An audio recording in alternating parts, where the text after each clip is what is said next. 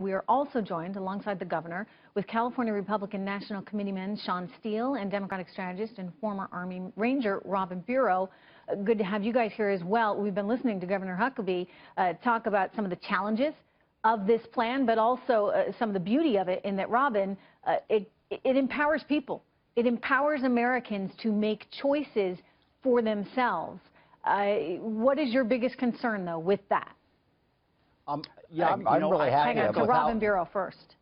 Robin? Thank you, Trish. I appreciate what Governor Huckabee said. It's got to be done right. That is our main concern. That's the Democrats' main concern as well, is that it benefits, even President Obama, in his welcome letter to Donald Trump that he left in the desk of the Oval Office, he said that if Donald Trump supports a better, more improved plan, he himself will publicly support it. So we're all for improving what is existing or replacing it with something better. We just want to make sure that it's done properly, that it benefits everyday Americans. About President Obama's legacy? I mean, as a Democrat, do you have any regrets about any of this? Do you wish that he had done a better job putting this program in place so we wouldn't even be having this conversation right now?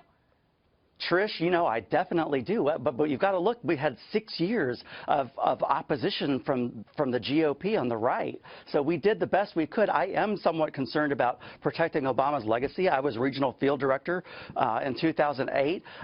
But he had a lot of other accomplishments. And as long as, like I said, as long as health care does roll out and it is continued, if we make progress, because good gosh, Americans are suffering under the premiums. Even I will admit that.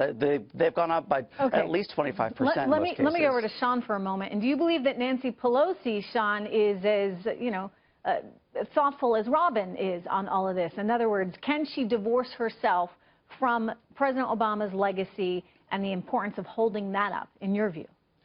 Not at all. Nancy is in a special world of her own, in a cocoon called San Francisco, a fabulously wealthy person that she never earned a dime of it herself, so she's not worried about premiums. Robin is, I am, the rest of us are.